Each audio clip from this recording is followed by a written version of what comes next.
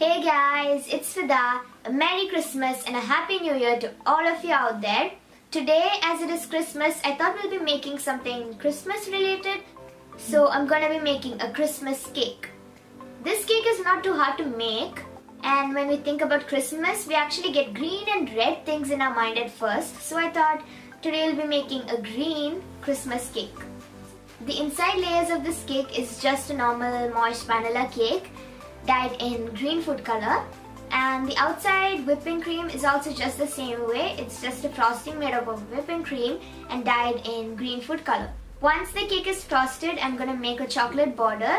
The chocolate border is made out of normal white chocolate dyed in some green food color, and then on top I'm just gonna sprinkle some cake crumbs and then garnish it off with some sprinkles.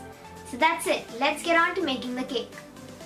First, let's assemble the dry ingredients. For that, into 1.5 cups of all-purpose flour, add in 1 1/4 teaspoon of baking powder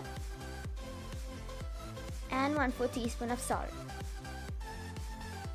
Then whisk it until well combined and set it aside. Next, here I have 80 ml of oil and 80 ml of milk. That is exactly 1/3 cup of each. Pour the milk into the oil and whisk it until it comes together, and then let's set it aside. Next, I have another bowl. Into the bowl we have to crack in 2 large eggs. My eggs are pretty small, so I'm using 3 of them.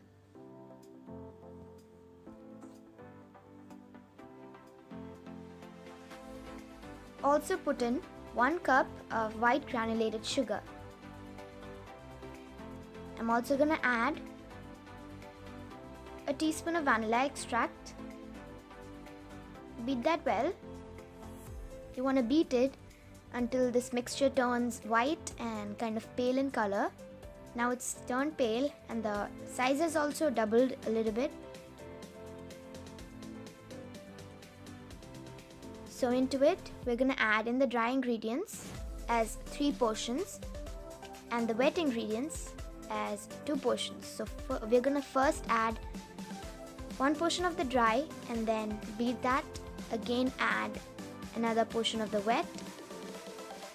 Add another portion of the dry. Add the final portion of the wet. And then add the final portion of the dry.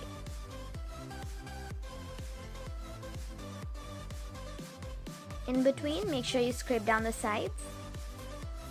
Any excess flour will get into the batter this way. And again beat it for another 30 seconds. Now the batter is ready. It's nice and smooth. Let's set the hand beater aside. Final thing what we have to do is color this batter. I'm using some green food color. This one is a liquid food color. It doesn't really matter for cakes if you're using gel or liquid.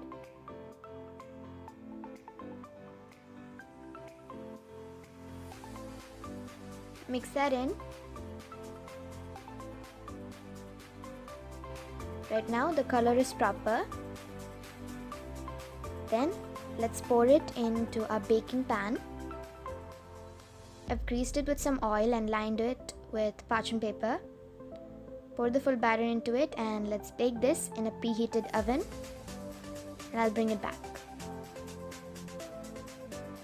Now the cake has baked and it has cooled completely also. Let's take the cake out, remove the parchment paper and remove the tin also. Now we have to level the cake. If yours is not too leveled up, make sure you level it.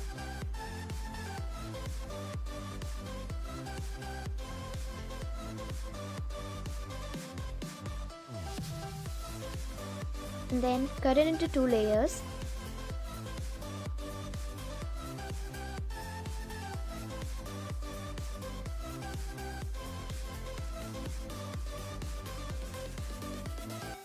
Now let's cut into 2 layers.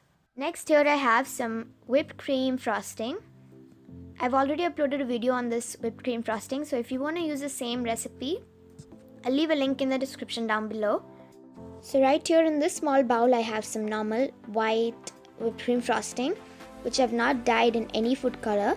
So it's just going to stay white, as we're going to put this in the between layers of the cake.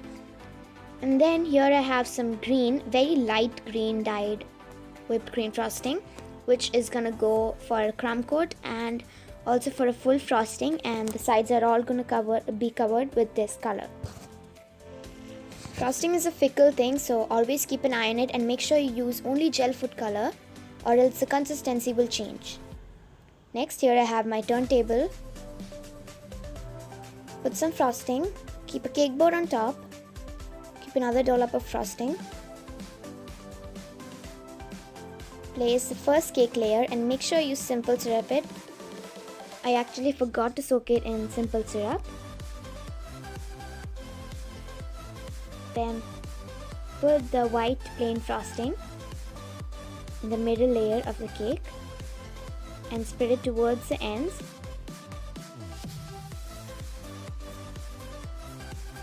And all the sides.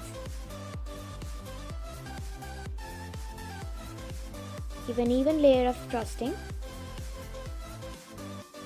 And then you can sprinkle some green and red tutti frutti. It's optional. Keep the second layer on top, level it, and then soak it in some simple syrup.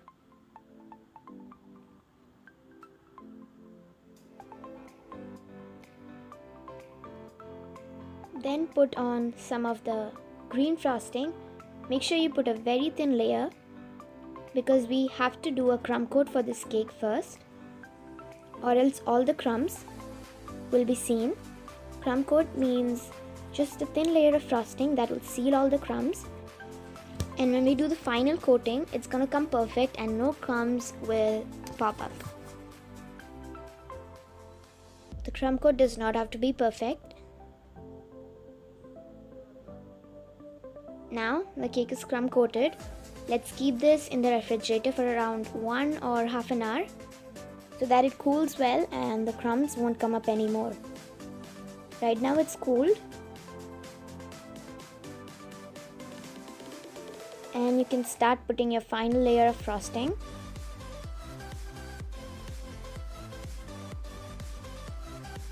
Be careful, slowly spread it outwards. You don't have to make it smooth this time.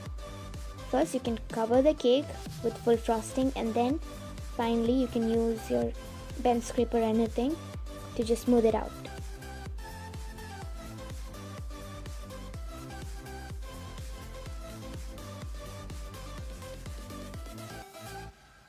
Now the full cake is covered with frosting, and you can start smoothing it right now. At the sides, a little crumbs pop up. It's fine because we're gonna put a chocolate border on the side.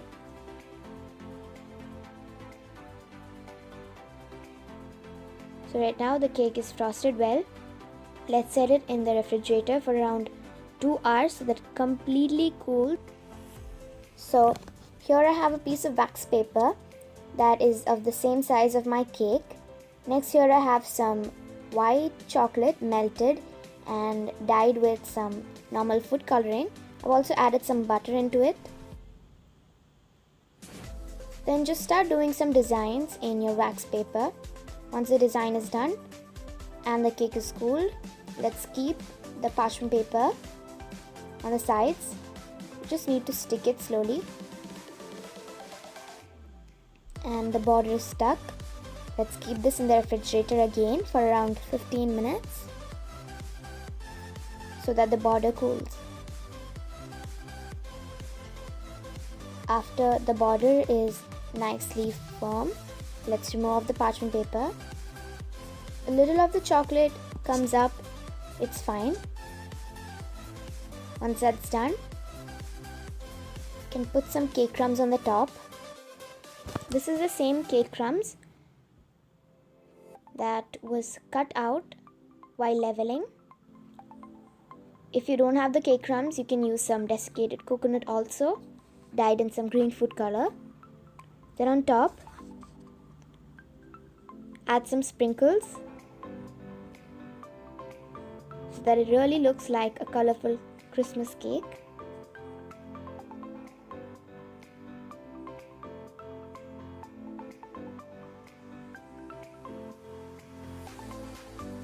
And now the cake is ready. The border is ready, the top part is all ready, and everything is done. Now we can cut into this delicious cake and serve it.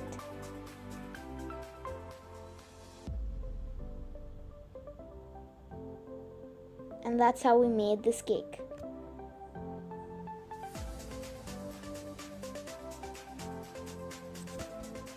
Thank you so much for watching. Hope you liked it, and if you did, please don't forget to give me a big thumbs up down below. Also subscribe to my channel if you haven't yet. Thanks once again, and bye bye.